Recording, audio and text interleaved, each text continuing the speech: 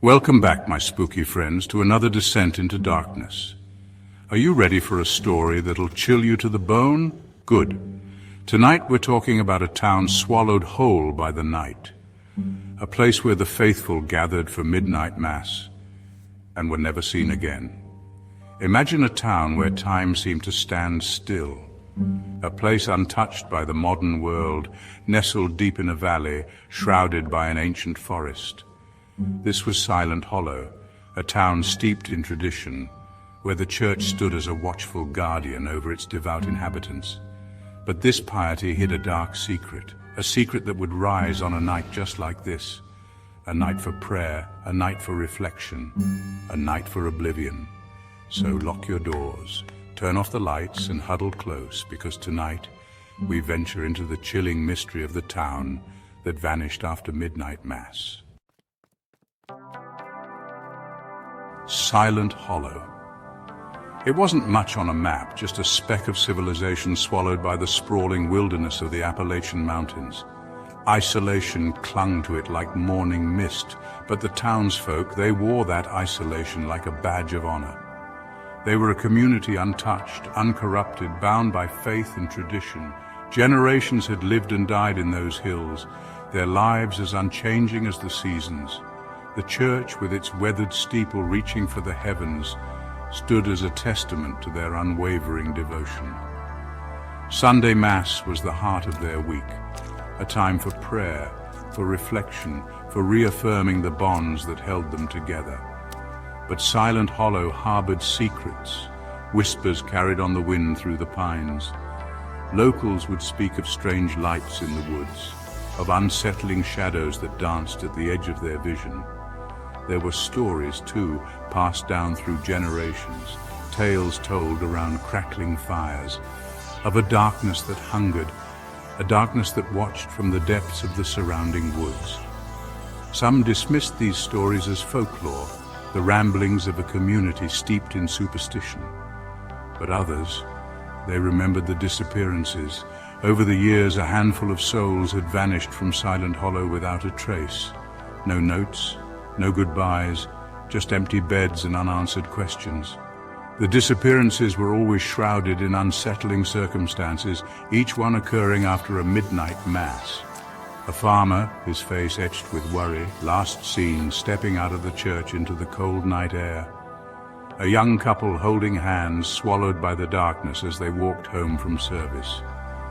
Fear became a constant companion, a shadow lurking at the edges of their faith. But still they clung to their routines, to the solace of the church, to the belief that their faith would protect them. They were wrong. The fateful Christmas Eve began like any other. The air was crisp, a blanket of snow muffling the world in an eerie silence. The church, adorned with flickering candles and the scent of pine, offered a warm refuge from the biting wind. Families huddled together, their faces illuminated by the soft glow of the stained glass windows. There was an air of anticipation, a palpable excitement for the coming celebration. But beneath the surface, a current of unease rippled through the congregation. The stories, the disappearances, they weighed heavily on their minds. As the clock chimed midnight, Father Michael, a man weathered by time and devotion, began the Mass. His voice, usually a source of comfort, seemed to tremble slightly, his eyes darting to the shadowed corners of the church. The hymns, usually sung with joyous abandon, were hesitant, filled with an unspoken fear.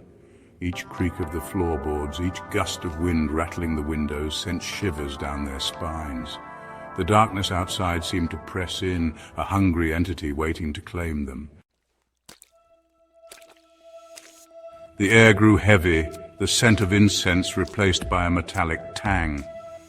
A low hum resonated through the church, vibrating in their chests. People shifted uncomfortably, exchanging uneasy glances. Something wasn't right. Father Michael, his face beaded with sweat, continued the Mass, his voice growing more frantic. He spoke of darkness, of temptation, of a battle being waged for their very souls. His words were met with a mixture of fear and confusion. Suddenly the candles in the church sputtered and died, plunging the room into darkness. Screams erupted from the congregation as a wave of icy air swept through the pews. A chorus of whispers, guttural and chilling, seemed to emanate from the very walls. Then, silence. A silence so profound, so absolute, it was more terrifying than any sound. People fumbled for matches, their hands shaking, desperate for a sliver of light in the overwhelming darkness. A blood-curdling scream shattered the stillness. A young woman, her eyes wide with terror, pointed to the altar. "He's gone," she shrieked. "Father Michael is gone." Panic seized the congregation. People scrambled over pews, pushing and shoving, desperate to escape the unseen horror that had invaded their sanctuary. The church doors, once a symbol of welcome, now represented their only hope of escape. But the doors wouldn't budge. They rattled the handles, threw their weight against the heavy oak, but it was no use. They were trapped. The whispers returned, louder this time, swirling around them like a malevolent wind. Then, from the depths of the darkness, a pair of eyes ignited, glowing with an infernal light. They hung in the air, disembodied, watching, savoring their terror. A low growl reverberated through the church, sending shivers down their spines. One by one, the glowing eyes began to multiply, appearing out of the darkness like embers in a dying fire. They surrounded the terrified congregation, their otherworldly glow illuminating grotesque figures. Creatures of shadow and nightmare, their forms shifting and contorting, their eyes burning with an insatiable hunger. Pandemonium erupted. People screamed and prayed, their voices echoing through the church, their pleas for mercy swallowed by the darkness. The creatures moved with terrifying speed, their claws outstretched, their teeth bared in grotesque smiles. The air filled with the sounds of screams, the sickening crunch of bone, the desperate pleas for salvation that went unanswered. Then, as quickly as it began, the chaos subsided. The creatures retreated back into the darkness, their infernal glow fading until the only light came from a single lantern that swayed gently near the altar. Beneath it lay Father Michael, his eyes wide with terror, his body twisted at an unnatural angle. He was clutching a small, leather-bound book, his fingers digging into the aged leather. Chapter 3. The Silence Remains. Dawn broke over Silent Hollow, painting the snow-covered landscape in hues of pink and orange, but the usual sounds of life were conspicuously absent. A lone traveler stumbled upon the town, his breath catching at the sight. The church doors hung open, swaying gently in the wind. He called out, his voice echoing through the empty streets, but there was no answer. He cautiously approached the church, his hand hovering over the pistol at his hip. Inside, the church was eerily silent. The air was thick with the metallic scent of blood, the floor littered with overturned pews. News of the disappearance spread like wildfire, sending shockwaves through the nation. Investigators swarmed the town, their faces grim as they surveyed the scene. Days turned into weeks, weeks into months, and still the mystery of Silent Hollow deepened. The authorities eventually abandoned their investigation, leaving behind more questions than answers. Something ancient and evil had claimed the town, swallowing its inhabitants whole. The church, once a symbol of hope, now stood as a chilling reminder of the horrors within its walls. And so the legend of Silent Hollow lives on, a cautionary tale whispered around campfires. For the darkness that claimed Silent Hollow is patient, and it is always hungry. Thank you for joining me tonight, my fellow explorers of the unknown.